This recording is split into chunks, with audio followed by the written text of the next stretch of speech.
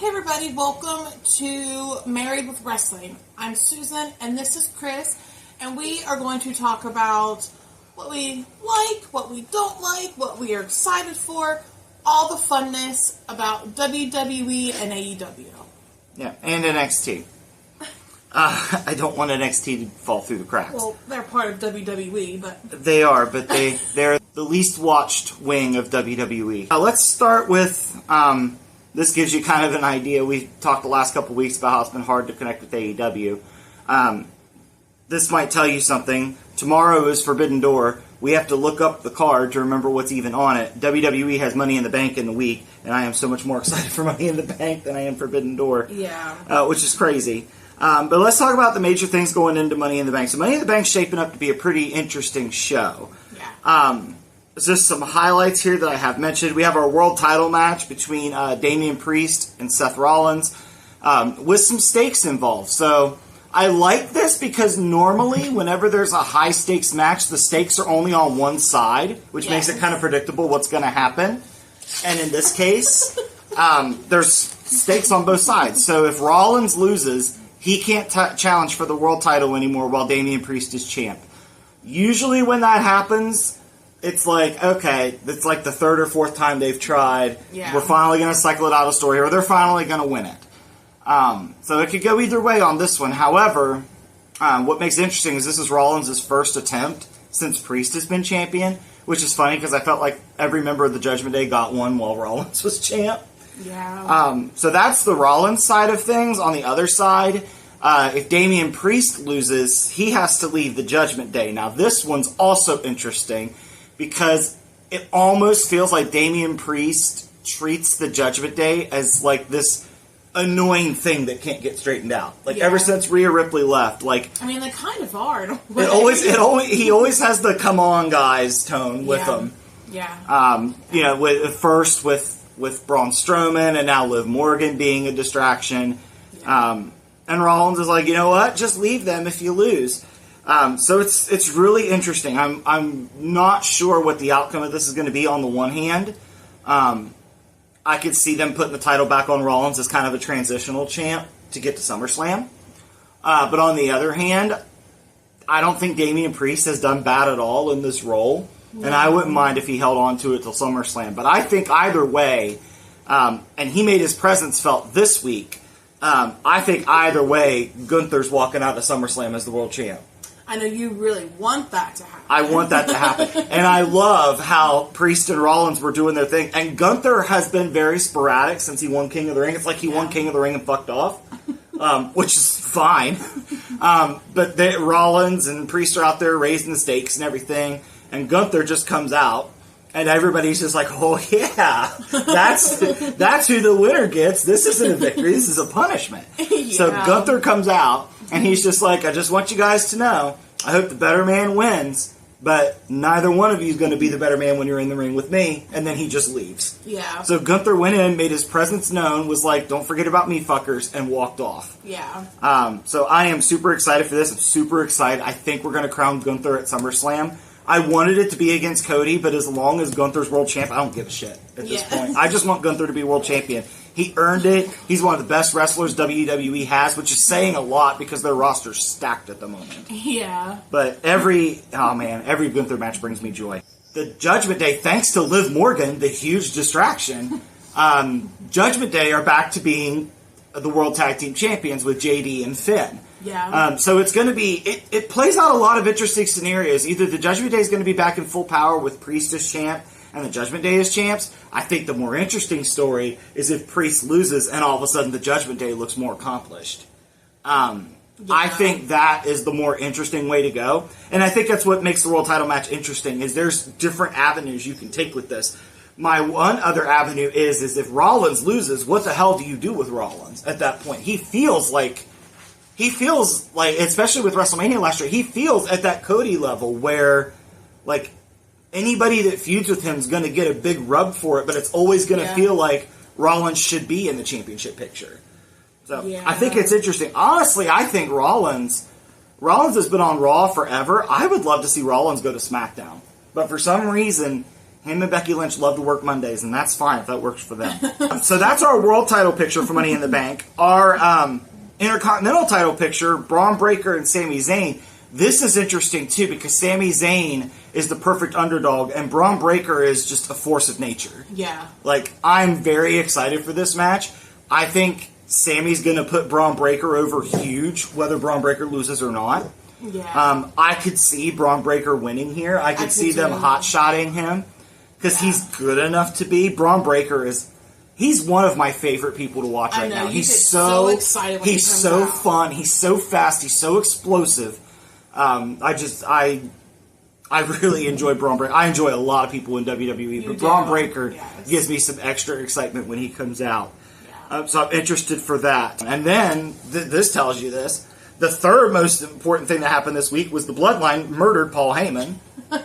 So, I wouldn't even say it's the third most important. It's just Money in the Bank's really picking up speed. It is, yeah. So, Paul Heyman, and God bless Paul Heyman, the dude looks like he hasn't slept in weeks. No. He has the stubble going on. He just has this faraway look in his eyes. Like, and I love this. There's signs of the crowd that say "Free Paul Heyman." He does look like he's a hostage in his own group. He literally asks people to, like, take him. Yeah, he asked Owens, he asked CM Punk, and they're all like, no, I'm not dealing with that. Yeah. So, Solo told Paul Heyman last night on SmackDown, he was like, well, when you see this video, it'll be 2 nights ago. He told Paul Heyman, he was like, I'll listen to you.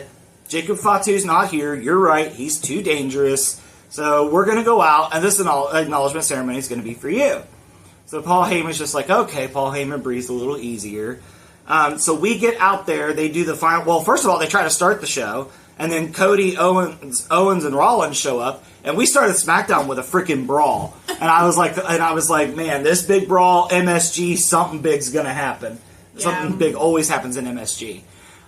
So that brawl happens. Nick Aldis tells them that they're barred from the building. They literally, they nerfed all of security that came out, which I think is hilarious when the good guys kill security. It's like security's just doing its job, and they kill him anyway. Especially a brutal-looking crossroads that Cody hit on one of the security guards. Looked like he snapped his neck. Yeah. Looked awesome. Yeah. It's the most brutal I think I've ever seen the crossroads look. So then after that, Nick Aldis just leaves, and then Cody starts cutting a promo, and then Nick Aldis comes back, and he's got the NYPD with him. So he went and grabbed cops, which I love. One of the comments was like, oh, you have cops to escort out Cody Rhodes, Randy Orton, and Kevin Owens, but where were the cops last week when Gable was murdered by the Wyatt Six? Like, it's a good question. But that's what makes wrestling so fun. Sometimes it just doesn't make sense, and the fact that it doesn't make sense makes it funny. But not in an infuriating way, like under the Vince days. Like, this is just one of those, like, hey, that's funny, you can laugh at it. Because the story's not shit. So the NYPD gets them out of there, so they're done for the night. Everybody else is thinking they're going to come back. That's going to be the big... Because everybody was speculating online all night. Okay, it's MSG. Yeah. The Bloodline segment's last. Is Jimmy coming back? Is Roman coming back? I knew Roman wasn't coming back. Yeah. Roman's not coming back for anything less than SummerSlam. Jimmy, I could have seen. I think we might see Jimmy at Money in the Bank. I think that might be a possibility. You stole that from me. No, not necessarily. I think it's logical. That's what I said. I think it's logical. I think it's logical for Jimmy to come back at Money in the Bank, try to start rebuilding that relationship with Jay, and at SummerSlam, Roman comes back. Yes, and when Roman comes back, it's a good thing that Cleveland Brown Stadium doesn't have a roof, because if it did, Roman Reigns would blow that motherfucker when he comes out. Because the chants are loud for Roman now. They are. Loud. Yeah. And last night helped even more. So we get to our main event segment. Jacob Fatu comes out. Solo's just like Heyman and brings out Fatu. And he has everybody in the Bloodline acknowledge, and then it's Paul Heyman's turn. And Paul Heyman looks like he's like a dude on death row. Like he knows that like he's crying. Yeah, he knows whatever choice he makes, he's fucked. He's either gonna accept Solo and go against his guy Roman, or he's gonna say no. And Solo Sikoa already warned him earlier in the night, if you don't fall in line, you're not gonna make it. So Paul Heyman stands there. Solo even went the route to get Roman's little, I don't know what it's called, his little necklace thing, his lei. Solo had that, and Paul Heyman's even like, "Where did you get that? How did you get?" Like, I think it seemed like Paul Heyman. Yeah, I think Paul Heyman thinks that Roman was killed and that was taken from him. So he gives it to Jacob Fatu. Well, no, first he gives it to Paul Heyman and tells Paul Heyman to put it on him. And Paul Heyman stands there and he's conflicted and the crowd's chanting for no. Everybody's in Heyman's corner to turn him down. And so Heyman finally says, I acknowledge that you're not my tribal chief. And the crowd pops. Probably one of the biggest pops Paul Heyman's ever got. And his Solo just hits him with a spike, puts Paul Heyman down, which is really funny because Paul Heyman doesn't really take hits anymore. No, he doesn't. Like, he's in the background, but he's never involved in the violence. He leaves the ring if there's stuff going down. Or he just menacingly watches. Yeah, like, that's his thing. Yeah. So he took a spike. After he took a spike, I think either Jacob Fatu or Tama Tonga got him again. He gets outside the ring. They triple powerbomb Paul Heyman through the announce table. Which, for Paul Heyman, at his age and at his size and the physical shape he looked, it looked like it killed him. Like, it acted like at the end of the show, they showed Paul Heyman. He's just face down, unconscious on the table, and everybody's just like, Paul Heyman's dead. Solo Sikoa murdered Paul Heyman, and everybody's excited because everybody thinks this is the catalyst that's going to bring Roman back. Roman's going to be like, you don't fuck with my wise man. Like, that's not happening. How many times did the Bloodline make you use the F word? A lot. But this is the thing. They've gotten interesting again. Yeah. It kind of sputtered for a little bit, and then everybody was like, oh, this is great value, Bloodline. Like, it's not as good. But now, killing Paul Heyman was what legitimized them. Yeah. Now they come across as pure psychopaths who kill anybody. Gotcha. So last night was huge for Solo and his crew. Mm-hmm. And it accomplished exactly what it needed to. Yeah. So now the Bloodline is purely back in one of the top stories going on right now, and all it took was sacrificing Paul Heyman. Yeah.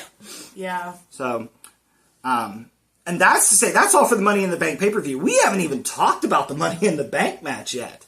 We had our qualifiers last week, so you can check last week's episode, because I'm not going to remember them all off the top of my head.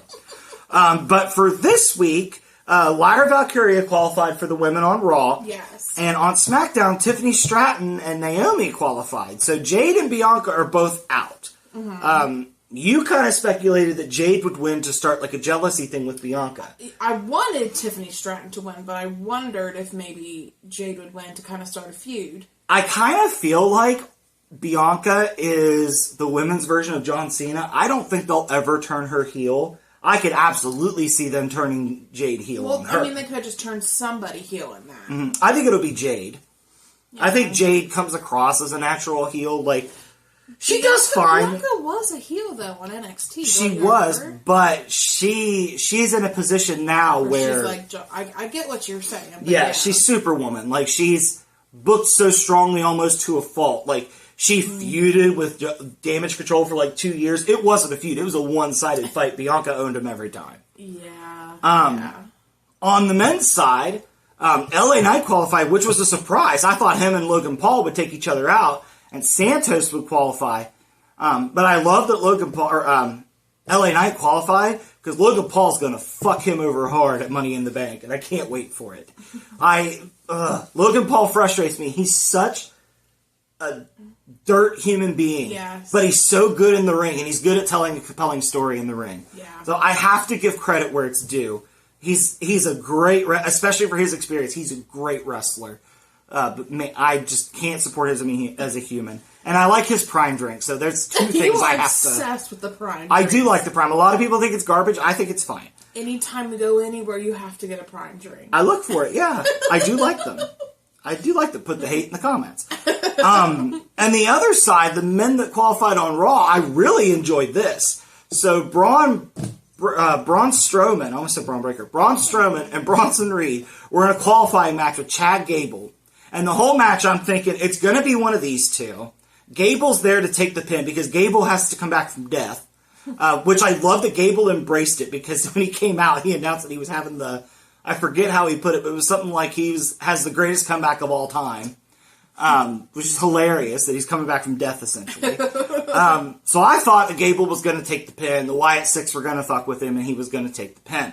That didn't happen at all. Gable won because the Judgment Day took care of Braun Strowman, which allowed Gable to take care of Bronson Reed and hit his moonsault and pin. Mm-hmm. But then as soon as Chad Gable won, Nikki Cross came out. In a very creepy way. In a very creepy way. She just kind of meandered out. Yeah. And what's interesting about this is whenever the Wyatt Six comes There's a lot out, of fog. there was a lot of fog. fog Under the ring or crowd or something. Yeah. So she comes out and she's got a box with her. It looks like an bomb. It looks like an Amazon box that somebody like haphazardly put together. And they took it and she like walked past Gable. Gable wanted none of what was going on. Gable got the hell out, which Gable was the smartest guy in the room. And then Nikki Cross took this over to Michael Cole. Yeah. And Michael Cole's just like, what the hell? But let's not forget about the fact that the security guards are taken out beside him. Yeah, there were security guards there all night. I wish we could have gotten... I want to know how that happened. Because... Yeah, because we... off camera, did they just flop over beside Michael Cole? Like... I don't know. I want to know what that looked like. I don't know. I imagine it happened in the dark. Oh, that's true. But it's yeah, not it was really dark there whenever you're in person. So I want to see I want to know what it looked like. Yeah. What was interesting is, like you said, because of what happened the previous week, they had extra security by Michael Cole. And they had 2 security guards. You could see him all night. He was doing commentary with The Miz because Pat McAfee couldn't make it. I guess Pat McAfee had some kind of family emergency. I hope everything's good with Pat and his family. But Michael Cole was there with The Miz and security. And they did this so well. So Nikki Cross has this box here in her hands, and she hands it to Michael Cole. And Michael Cole doesn't know exactly what to do. He's just kind of standing there, and he's like, I guess I'll take this box. I mean, this crazy person will probably kill me if I don't. But by this point, The Miz was disposed of in a really interesting way, and this is why it's so good that WWE is so cohesive now, was it tied into the Liv Morgan story. So Liv Morgan found R-Truth in the back, and wanted to get a title shot for JD and Finn as a way to help out the Judgment Day to please Dom. She wanted to get Dom, like, a gift, because she did get him an Xbox. And chicken nuggets. Like a whole pizza pan tray of chicken nuggets with no sauce, as a lot of people online pointed out. And this further infuriated Damian Priest. He's like, oh, you're playing video games and Braun Strowman's still going free. So that's how we got them interfering with Braun Strowman. Everything just ties together. Everything makes sense. It's wonderful. Yes. So Liv Morgan goes, seeks out R-Truth, asks for this tag title shot. They show it on the Tron, and Miz is at commentary, and Miz is like, oh, hell no. I'm not doing this tonight. Yeah. So Miz is like, Cole, I gotta go. I gotta go find R-Truth and stop him from doing something stupid. So Miz took off. So that was a great way to dispatch the Miz without having the Wyatt Six have to interact with him. Yeah. So that was very well done. So Michael Cole was out there by himself at this point when he got this box. And all he would tell us was there was something in the box, and it was addressed to Pat McAfee. So Cole went ahead and opened the box, which, if you know anything about mail, that's a federal offense that Michael Cole just committed, if that was an official act of mail. So Michael Cole opens the box, and inside there's a VHS tape. And Michael Cole's like, well, for all you kids that don't know, this is a VHS tape. And it got me thinking. I was like, yeah, we haven't... I don't think a VHS tape has been sold since the early 2000s. Brand new, so... Yeah. So Cole says he's going to send it out to the production truck. We'll see if they can get it played. And the night will go on. And Cole's on commentary solo the rest of the night, which has to be really hard because I feel like in commentary you have to have somebody to bounce off of. Even doing this would be hard because I don't have you to bounce off of, even though sometimes I think you just let me ramble and you don't say much, like today. It's easier to do. It's easier to do. You have a lot to say. Yeah, but after a while we find out that the tape is ready to go. And so they show it, and it's like Uncle Howdy, and he's sitting there and he's talking to somebody. We don't see who it is yet. And what I found out later for people that I didn't realize is this actually took place on the set of the Firefly Funhouse, which is a very interesting touch. So Howdy's doing this interview with somebody, and then after a while we see that it's Bo Dallas, and Bo Dallas really put on the drama here. He was known as a comedy character the first time around, so it's very interesting. The B-Team stuff with Curtis Axel. Yes. So it was really interesting to see him access this side of himself. So Uncle Howdy's interviewing him, and he's talking about loss, and everybody's like, oh, we're implying Bray here, that works, that's fine. And as soon as we're all accepting that this is implied, Uncle Howdy comes right out and says, how does it feel when your brother died? And everybody's like, oh, we're going there. And it was just, I don't really know how to describe it. It was just kind of Bo talking about, like, loss, what his brother meant to him, but also what it meant to have all that attention and be like, well, what about us? Yeah, exactly. And Uncle Howdy just says, we reminded them all, didn't we? Mm-hmm. And Bo agrees with him, and that's essentially the end of the tape. Yeah, it was good. It was really good, and I could tell it was really good because if you've seen the audience reaction video that's going around on Twitter, or X, whatever they call it now, normally when you're at a live show and there's something on the Jumbotron, there's side conversations. The building's still generally pretty loud. There's cheering, there's booing, there's people just talking, because there's nothing in the ring, so you talk to your buddy and talk about whatever you do. But in this case, while this video was on, the crowd was almost silent. Yeah. Like, everybody was just so drawn into the screen on what was going on. Well, that's also that even happened with Nikki Cross whenever she was just leaving the state, like she was just walking out with the crowd, you know what I mean? And the crowd was so quiet just to watch her walk out, and there'd occasionally be clapping, but like people were so mesmerized by what they were doing. It was silent, and all you saw was an army of phones just recording her. Yes, and she was just walking out. Yeah. Also in that video, I love that whenever Uncle Howdy asks, how did it feel when your brother died, you just hear one guy at the crowd go, wow! I mean, that was kind of our reaction though. Yeah, too. I was like, oh my god, they went there. I mean, sometimes I won't lie, we get extra watching it because it's just us. Yeah, yeah, and it's really easy to do when it's really fun like this and you're invested in the story. Yes. It's like, other than the Karrion Kross New Day stuff, I can't think of a WWE story when it comes on and I'm like, Most of them have Does a point. Does that include NXT or no? No, NXT's kind of its own animal. Anytime Gallus comes on, I'm like... Yeah. And NXT's a little different because they're trying a little more, so there's a lot more that's not going to hit. Yeah. But with main roster stuff, the only thing that's not working for me is the Karrion Kross New Day stuff. That's why we've never talked about it. Yeah. But this Wyatt Six stuff, I think definitely the crowd's invested. I'm invested to see where it goes. They don't have a feud yet. There's nothing planned for them at Money in the Bank. I'm sure they'll make an appearance doing something. Probably they might prevent Gable from winning or something. I'm not sure. But I'm very invested in what they're doing. And they've done a really good job of capturing that Bray Wyatt feel to things. Like, it feels like Bray's behind this. But it still feels original at the same time. It does. It does. I think a lot of people have realized just how close Bray and Bo were as far as how well Bo's got the tone. And I didn't notice until this video. Bo looks a lot like his brother. He does. It's almost eerie. Yeah. Yeah. I saw somebody else say that he looks like Leonardo DiCaprio with a beard, which is really funny.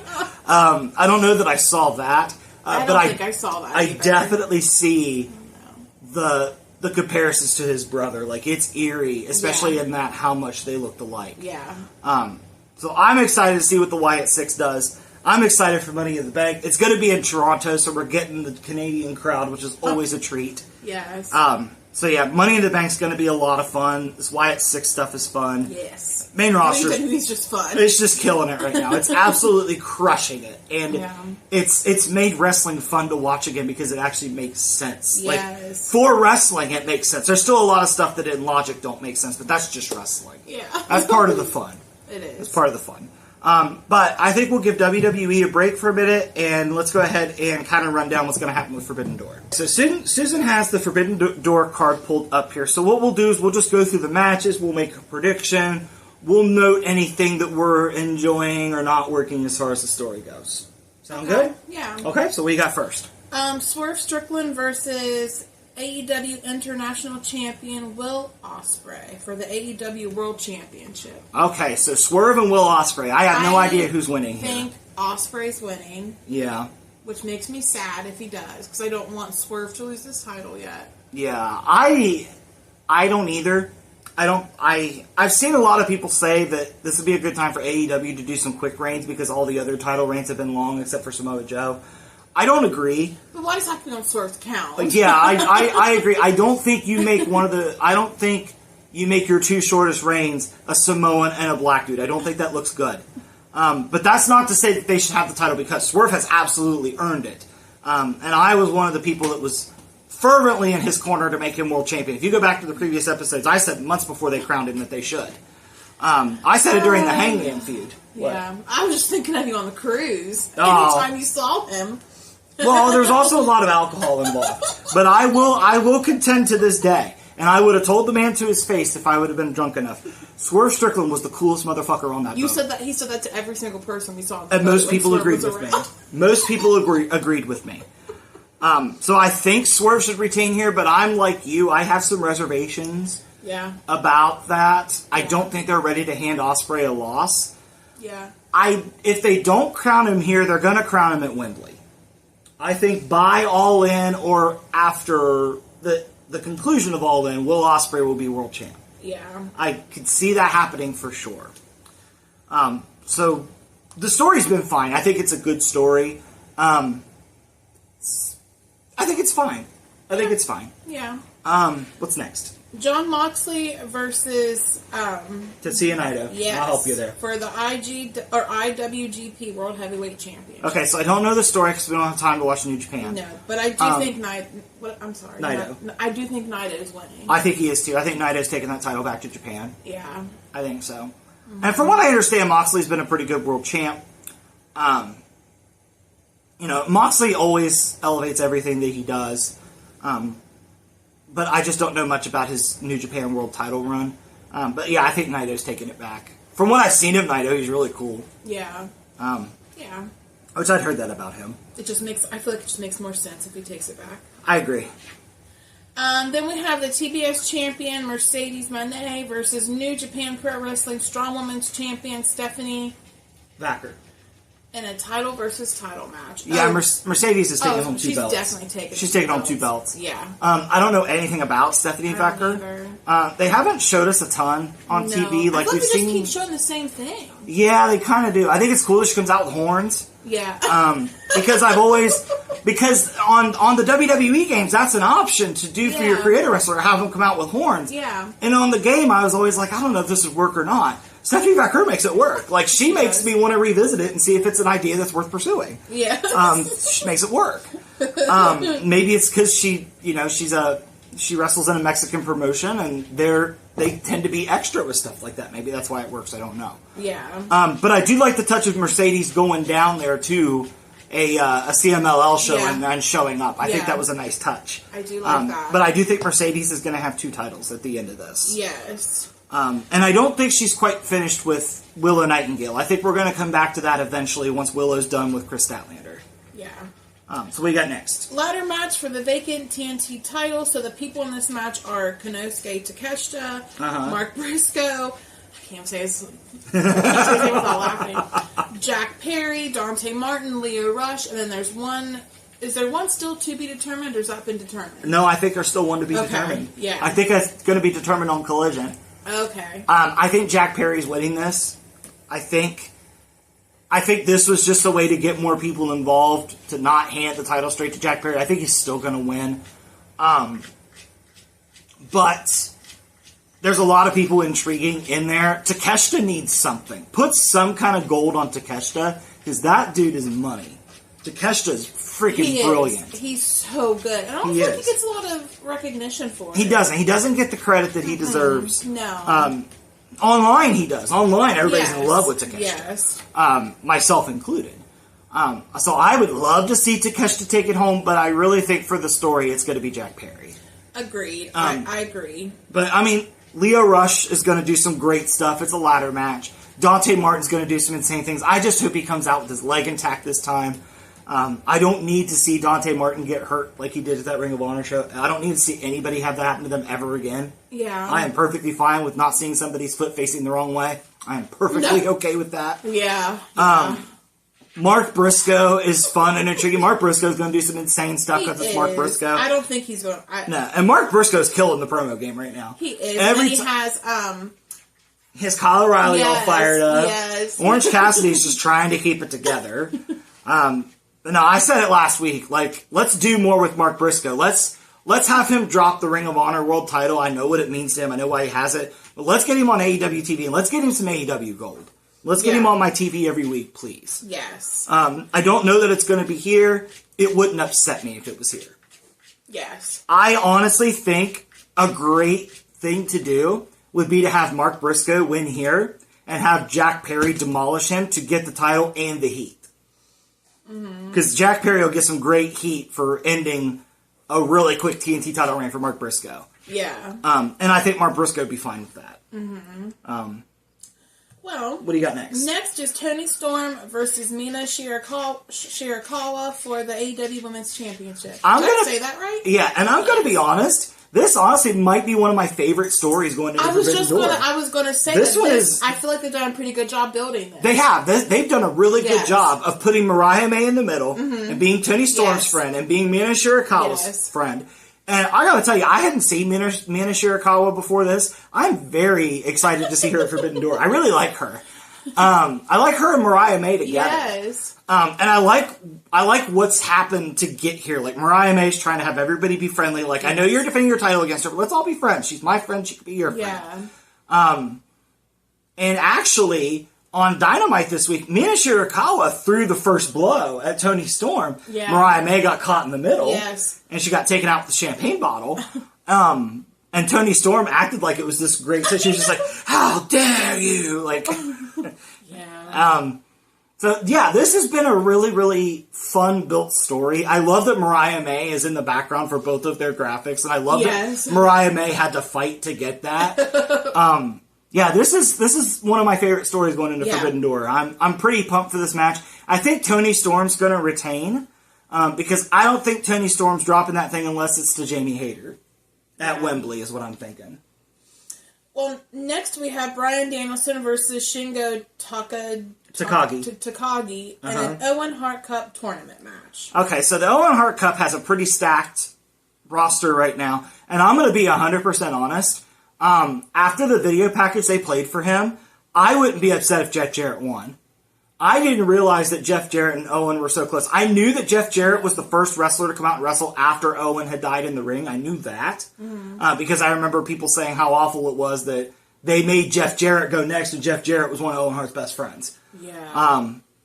So after seeing that package and seeing Jeff Jarrett talk about that, I would not be upset if Jeff Jarrett at least got somewhere in this tournament. He's facing a wild card in the first round. The Elite's putting the wild card in there. So I'm thinking Jeff Jarrett's not winning in the first round. But I wouldn't be upset if he made a good showing at the tournament, because I didn't realize until that video package just how close him and Owen were. So that's got to mean a lot to Jeff Jarrett to be able to do something in his friend's memory like that. Yeah. With that being said, as far as Danielson and Takagi, Danielson needs something. Danielson's in the last year of his career, and it just feels like he keeps taking L's.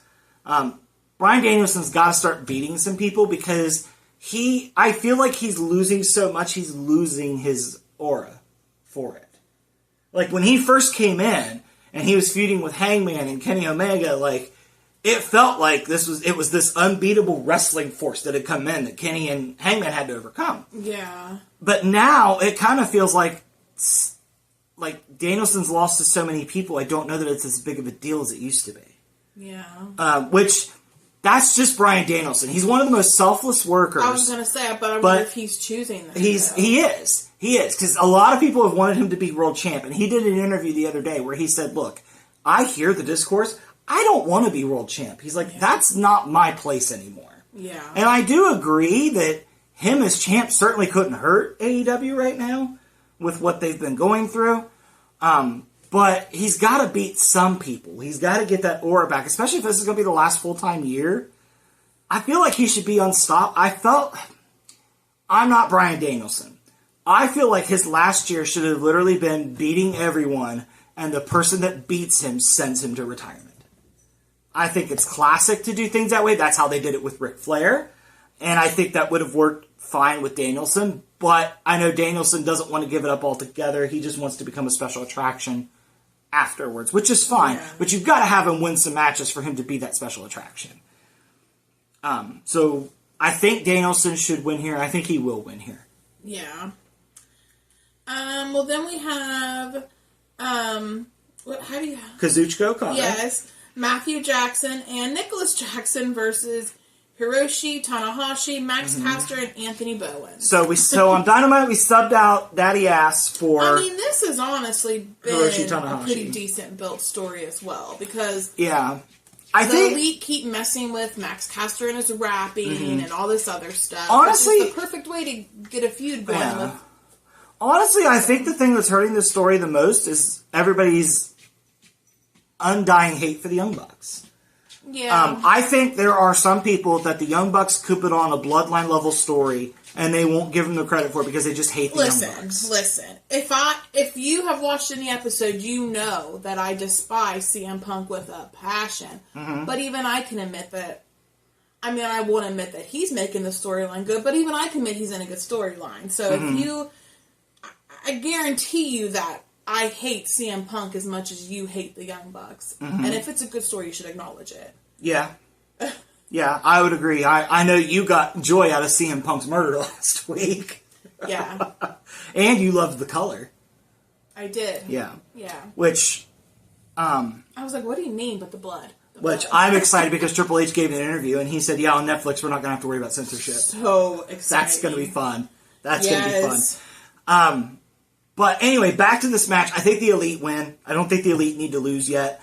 I think the Elite need to be built up to where it's going to take, honestly, if he's able to come back. I don't know if he is or not. Omega and Hangman, I feel like, have to be the ones that ultimately take down the Elite. Yeah. I think that's where the story has to go. I don't know if Kenny's health will get it there. But I think Hangman is due back soon. Hangman can start. Hangman can build a team for him to kind of go forth and take care of this. Yeah. But I think that's the direction it's got to go. It's got to be resolved by the rest of the Elite. Yeah. So what do you got next? Zack Sabre Jr. versus Orange Cassidy. Okay, this match is intriguing to me because these are two completely different styles. Yeah, I don't know who's going to win this one. This is part of what makes Forbidden Door fun. Yeah.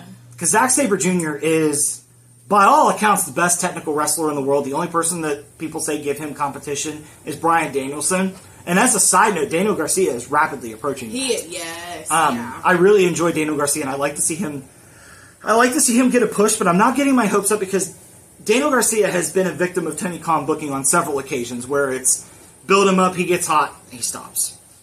Speaking of which, I'll put it out there again. Where the hell's Wardlow? Right? But anyway, yeah. Between Zack Sabre Jr. and Orange Cassidy, I think they're going to have Orange Cassidy win. I don't necessarily think he should.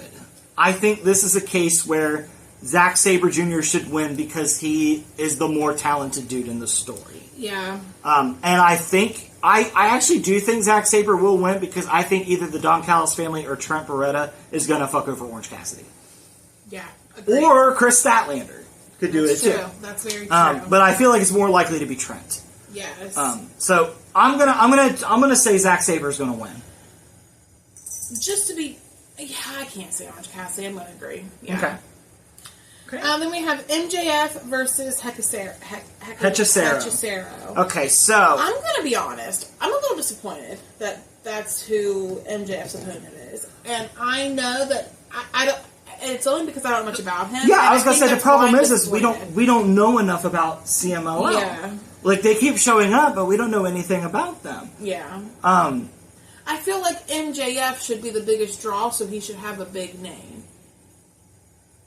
Maybe I'm not thinking, but in my head... But I don't know who... I'm trying to figure out who is left that would be that big name. It might not be anybody. It's just... But don't you feel like he should have a big name that he's fighting? I think so, and I think in CMLL world, Hechicero is a big name. I mean no disrespect to like people that are fans of him. Like I mean no disrespect to him. I just don't know him. This is one of the issues with Forbidden Doors. We just don't know enough about the people coming in, and I don't feel like AEW does a good job of telling us about them. Before. No, like they give us video packages, but I don't know much about them still. Like they showed the dude in the crowd with Roddy Strong. I can't even remember his name, and they showed him, and Excalibur's just like, oh, that's so and so from the Bullet Club War Dogs, and that was it. And I was like, that means nothing to me. Bullet Club War Dogs. I didn't realize that there are more than one. Yeah, that many they've like splintered off kind of deal. I mean, I know there's Bullet Club Gold, but I didn't know there's like other Bullet Clubs. Yeah, and like, yes, I could probably look it up if I wanted to, but at the same time, I feel like I shouldn't have to do the research. I know I'm always like, don't compare AEW WWE, but like WWE, I wish AEW would tell would give me video packages and information like they do. Like, I watch the shows and I know what happens, and they still are retelling me recaps. Like, I wish AEW would do that more. Yeah. Like, I know, for example, like, Joe Hendry last week. Oh. Joe Hendry, I didn't know a lot about Joe Hendry, but they let him cut a promo, and Joe Hendry told me everything I needed to know about Joe Hendry. Yeah. Like... Yeah. And it was like 15 seconds, maybe. It wasn't a long promo, was it? It was like maybe a minute, maybe. Oh, well. Maybe. It didn't seem long to me because 15 seconds was how long he was in the match. It didn't seem that long to me because as soon as he came out, as soon as I heard his music, I was like, "Oh, he intrigues me." Yeah, Joe Hendry's an intriguing dude. And shock surprise, Joe Hendry gave an interview earlier this week where he talked about his big break in Ring of Honor, to where he kind of got on the map was because of Cody Rhodes. I knew you were going to say that. Yeah. Well.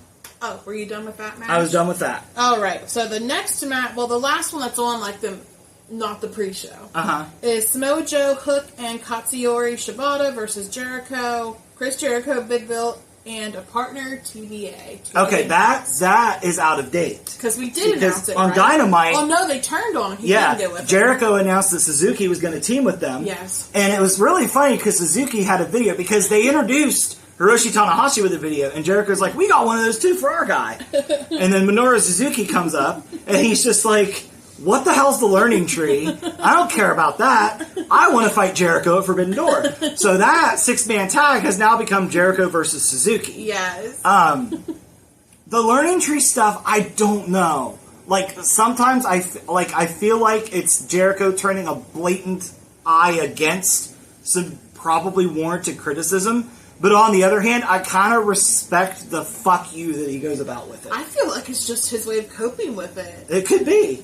I mean, maybe I'm just making this too social. You made an observation. I did? That this week, that while we were watching, that didn't really dawn on me. This is the most personality Big Bill's ever had. Yes. This has been great for Big Bill's personality. We've even met this man in person. He didn't have a lot of he was nice. He was very nice. Yeah. Yes.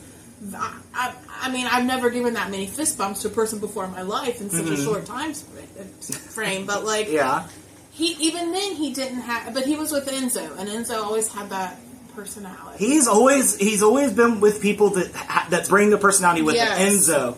But I would say in the Firm, Ethan Page and Stokely Hathaway fit that bill. True, but in this and then Ricky one, Starks. It's like he has more of a personality. Like even if it's just like doing thumbs up, like he's never really done that before. Just kind of stands there and he's the big intimidating guy. Yeah.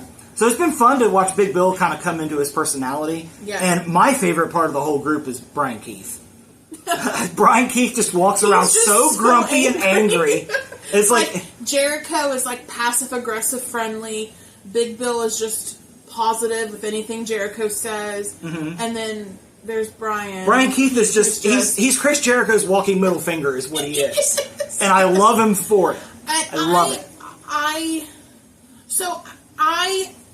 What am I trying to say right now? In regard to Chris Jericho, I am very conflicted how I feel about him as well, though. Because I have a soft spot for him because it's like this man created truly probably the most fun I've ever got to do in my life twice so far. So, like, I can't hate him because, God bless it, that is the funnest time of my life I've ever had. Like, ever, I can't even say it correctly. It was just so much fun to be on the Jericho cruise. And, like, but I know he's kind of a shitty person in real life. He's let the ego go to his head, I think. But, like, and I was starting to turn on him a little bit, but then as the learning tree, he intrigues me because, like, the high guys, like, he says the meanest things, and then he's just, like, super happy smiling, and then he's like, bye, guys, and waving. So, like, the high and bye guys get me. Like, I don't know what it is. I'm starting to really enjoy this. I don't know. But it just sucks because he's so shitty. Yeah. I think I think he'll beat Suzuki with the help of the learning tree. Yeah. But I don't necessarily know that he should. But I think he will. I think Jericho wants a lot more than he should. He's like the opposite of Yeah, he is. He is. He's like he's the anti-Danielson. Yes. I would agree with that. I would agree with that for yes. sure. So you said that covers the main card? Yeah, and there's. Or do you want me to go over there's 3 pre-show matches. I know one is Saraya and Mariah May. Yes. Mm-hmm. I think I'm going to call Mariah May to win, just because I'd rather her win than Saraya. Yeah, it seems like ever since Saraya lost the world title, she's kind of just faded into oblivion. She's just angry with her brother and the hilarious Carly Cameron. Yes. Mm-hmm. But then there's also... Oh, did you say your... I think Mariah May. And then we also have Willow Nightingale and Tam... I'm probably butchering this. Tam Nakano? Yes, versus Chris Statlander and Momo Watanabe. Which, why is that on the pre-show whenever this was a story that you've been telling? Why not bump one of the other matches that aren't a story that you've been telling? Just my thought. My thought. Honestly, and I hate to say this... Well, I don't know, because Jericho's story's featured. I was going to say his could go to the pre-show, but he's featured a lot, too. Yeah, but I don't know if he literally has to be featured as much as he is. Though. No, I don't think he does. So I think I've seen a lot of people. I've seen a lot of people think that the best thing that Jericho could do is take like a 6-month break. Yeah. And then come back. Yeah. My thing is I don't know that he could find something to do with himself for that 6 months. He's literally in 2 bands. He has a podcast. He pops up in movies. He has a family he can hang out with. That's true. That's like, true. And I've seen some people say, or he could go wrestle in Japan. Yes. He would have or Mexico. things to do. He talks about CMLL all the time. Go back. Do your thing in CMLL. Oh, that'd be good. That would be a nice, fun, nostalgic thing for him. Yeah, to see if he's still got it. Yeah. That's a good idea. Well, and then the final pre-show match. Oh, we didn't say who we're going to win. Statlander. Statlander. She's going to win in the tag match. I think Willow will get her one-on-one. Yeah. And they better put that match on pay-per-view, and they better put it in a featured spot, because that's a good story, too. Yeah. Chris Statlander and Stokely Hathaway have knocked it out of the park. Yeah. They're so fun together. Yeah, they are. Well, the final pre-show match is the Mystico, Penta El Zero, Rey Fenix versus Teton, Yoda. Oh my gosh, I'm just gonna have you read it because I don't want to. Where are you? I feel so disrespectful.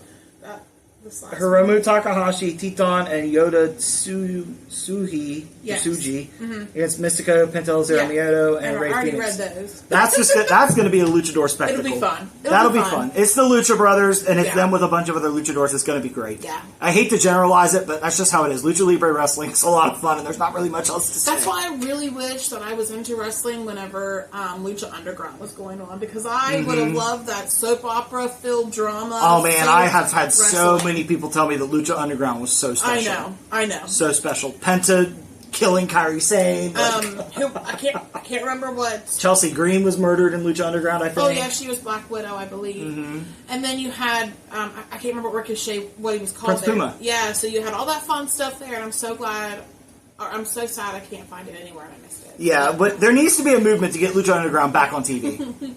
Do it.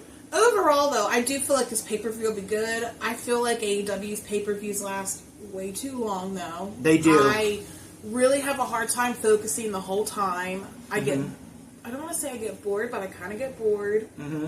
There's just too much. I think if you have somebody that resolves a feud on Dynamite, you don't need to turn around and have them something ready for the pay-per-view. I think it's okay if their story concludes on the Go Home Dynamite. I think that's fine. Yeah.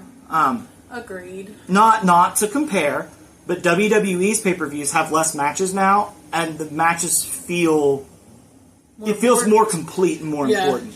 Yeah, I agree. It's like I'm pretty sure this week they were still out of matches to this Forbidden Door card, and I was like, oh my god, that's going to be 5 hours long. Like, why not make your one big one 5 hours long? Not every pay-per-view has to be that long, and like it doesn't have to be that way. No. And WWE finally learned that with WrestleMania. Yeah. And then SummerSlam's going to go to 2 nights starting next year. Yes. Or it's either next year or 2026. I'm not sure. I think it's 2026. It's 2026 that it starts 2 nights. Yes. But that's good, because that way they can make that show feel bigger, but it's not, you don't have to take it in all in one shot. Yeah. So I think all we have left to do is talk about NXT, because they've got Heatwave coming up, and then we'll be good to go. All right, so now we come to one of my favorite parts of the podcast when we get to talk about NXT. NXT is probably the shining light every week for me. And Which is saying second something. Second is probably Raw, especially now because I want to know what the White Six does. Yeah. All three WWE brands are clicking.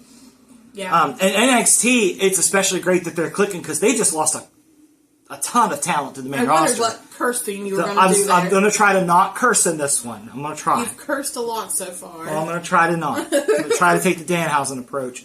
Also, in the same vein as where's Wardlow, where's Danhausen? Anyway, NXT. So Heatwave's coming up. It's the day after Money in the Bank. And God bless you, WWE. You put NXT on the Sunday, and NXT is the shortest premium live event. So thank you. Yes. Thank you. WWE is so kind to the work schedule these days. Yeah. Especially with all the international shows. The show's starting at like 1 p.m. Yes, more of this, please. It is fantastic. Yeah, it's so funny. It's so funny. WWE spent years with Vince McMahon telling the fans to go pound sand, and now I feel like it's so fan-friendly. Yeah. Like, I love it. Anyway, on NXT, so we got Heatwave coming up. The NXT title is going to be defended in a fatal four-way. NXT multi-man matches usually knock it out of the park. And I'm excited because we've got a very interesting array of people here. We've got Trick Williams, we've got Ethan Page, we've got Shawn Spears, and we've got Javon Evans. I think Trick's going to retain by the end of it, but I think it's cool that all these dudes are getting a shot, and I'm glad that Ethan Page is staying featured. And I love that he's causing a ruckus everywhere he goes. I think before he does anything of consequence and is able to succeed in the title realm or anything, he's going to have to dispatch a metaphor. Yeah. Because Ora Mensa is just, every time he sees Ethan Page, he just kills him because he's like, you hurt Noam. Like, and I wonder, I kind of feel like they're kind of turning metaphor face. Yeah. I kind of feel like they are. Which will be interesting when Noam Dar comes back, because Noam Dar is so good at being obnoxious. He is, yeah. So I'm interested to see how he does as a face. Because he knocks it out of the park as a heel, as the obnoxious heel. He can still be an obnoxious face. You can. I would agree with that. Yes. I'd agree with that for sure. What else we got going on? The women's match. We've got Roxanne and Lola Vice. Lola Vice is really growing on me. Yeah. I wasn't sure. You're always like, what do you say? I like her motto. She can shake her ass and kick your ass. it's kind of what it is. Yeah. I feel like she would fit in wonderfully with the Real Housewives of Miami because you've said this before. She would just kill them all. They're all like. What I always forget about Lola that's interesting is Lola's legit. Yeah, I know. Lola comes from MMA. Right? Yeah. She's legit. Yeah. She looks so different whenever she's like glammed out and whenever she's like in her MMA fighting. She does. She looks like two different women. She does. It's really cool. Which is kind of badass. It is. It's really cool. Yeah, it is. Lola Vice is really growing on me. We've got the North American title coming up. We've got Wesley and Obafemi. I think Wesley can move on to other things now. Yeah. I want to see Wesley chase the big title. Yeah. And I think him and Ethan Page would be a fun feud. Honestly, they should feud somehow. Honestly, I would have Wesley feud with Trick, and I turn Wesley heel. True. Weren't they kind of like teasing that he was going heel before he left for a couple months? Kinda, yeah. Yeah, and I thought he was going to come back heel. Yeah, I think, honestly... I forgot that, but now I remember that I thought that. Honestly, if it were me, I would turn Wesley heel against Trick Williams, and I would have Wesley be the one to beat Trick Williams. Anytime you predict something, it happens, so this is going to happen at some point in the future. That's what I would do. I would have Wesley be the one to take the title off Trick Williams. Yeah. And that's what I would do. We need to get paid for all this booking you're doing for WWE. Oh, well... For the tag titles, so the tag titles have been an interesting story because Axiom wants to focus on being tag champs. Nathan Frazier's focused on doubling his belt collection. Yes. And him and Tony D had a really, really good match on NXT this week for the Heritage Cup. It was, the way that it was built up was really good because Nathan Frazier got the fall into the first round. Yeah. Tony D got one in the second round, so it set up to rounds 3 through 6 the next fall one. Yeah. Which I don't think I've seen a Heritage Cup match do that since we've been watching. And it was really, really good. Tony D got the win. And you could tell, backstage that Nathan Frazier was devastated, and Axiom was like, well, at least we got our tag title match coming up. So I don't think Axiom and Nathan Frazier are long for this world. Well, no, because remember Nathan Frazier was like, "That's true, but first I have to get prepared for the speed match I have." Or he keeps putting things first. Yeah, speed. Yeah. Mm-hmm. He keeps putting things first. Mm-hmm. So I think him and Axiom are eventually going to have a falling out. I think Chase U might take those tag titles. I'm fine with that, dude. I'm Chase U. It's funny. Chase U... I feel like Chase U is one of those gimmicks that lives in NXT, and I don't necessarily know if it would do well on the main roster. Yeah. I think for it to do well, you would have to pretty much recreate what you did with Alpha Academy, and that's been done. And it's been done well. Yeah. So there's no reason to run back the Alpha Academy story already when it's still in its process, and it's still being told really well. Yeah. I mean, Otis told Chad this week, I'm glad that you're not dead, but we're done with you. Like, that's it. And then Maxine was like, let me talk to Otis. Yeah. So I think I don't want this feud to end without Gable and Otis one-on-one. I think that has to happen. Yeah. And that's one of those examples like I brought up for Forbidden Door. We don't have to build that for a pay-per-view. Gable and Otis is fine to be finished on a Go-Home Raw. Yeah. That is fine. That will work for that story. Yeah. It's been well told, it's been well built, but that's a Raw match. Agreed, yes. A Raw main event. A Raw main event would be fine. What else with NXT? Kalani Jordan is the Women's North American Champion. I like Kalani Jordan. She just feels a little bland. Same. I really like her. I really think she has the in-ring talent, I think, but there's other women that were in that tournament, tournament that had you say either way. the same level as her and had more charisma. I still think it was. I think Sol Ruka should have won it. I still think it was a mistake not to crown Fallon Henley. Her or Sol Ruka. I feel like they would have been the better. I tell you, the person that's impressed me the most out of that match is Jada Parker. I think Jada Parker's got it. Yeah. I think Jada Parker is going to be. I think she's NXT's next Tiffany Stratton. I think she's the next bad bitch on the block that's just gonna, she's just not a Barbie doll. No. I think Jada Parker should take the title from Kalani. That's what I would do, and let Jada Parker have that for like a year. Let her just dominate with the North American Championship. I mean, she could definitely do that. She could. I think Jada Parker's your next major player. She does not need OTM. No, I think she has. Go. Yeah, I think she's exceeded OTM. Yes, I would agree. I feel like she's the reason OTM gets featured as much as they do, and they're not featured that much. But I feel like she's the reason because she gets the most response. I don't disagree. Yeah, I don't. I think Jada Parker's the star of that group, and I think Jada Parker is going to have a very successful NXT career. Yeah, because she can only continue to go up from here. Yeah.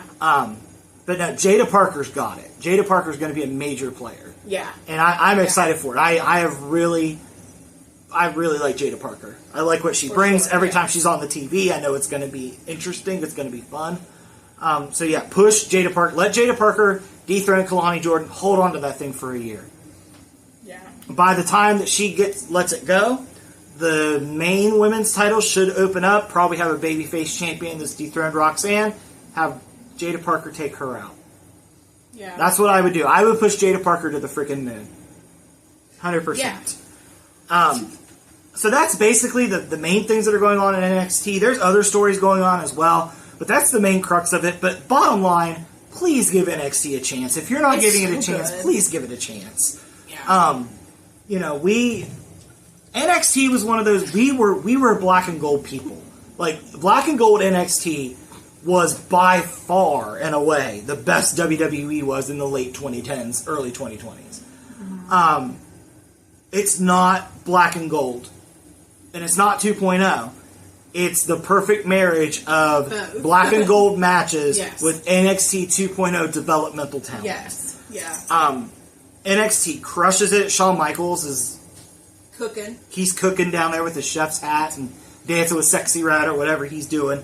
I can't implore enough. Give NXT a chance. You won't regret it, and if you do, it was a whole 2 hours, or if you tuned out before, of your life. That's nothing. WWE spent years taking, hours and hours of our time for stories to just end when Vince McMahon got bored. So I think we can give NXT 2 hours. With that being said, I think that's going to cover it for this week. This will go out tomorrow, so this will go out prior to Forbidden Door. So if you're watching this, enjoy Forbidden Door, enjoy Money in the Bank and Heat Wave the following week. We'll be back next week to kind of finalize those cards, make our predictions of what's going to happen, and go over the fallout of Forbidden Door. So find us on the socials, on Facebook at Married with Wrestling. Like and subscribe on YouTube. Share if you like the content. Comment if there's something that you want us to check out. And we will see you guys next week. Later.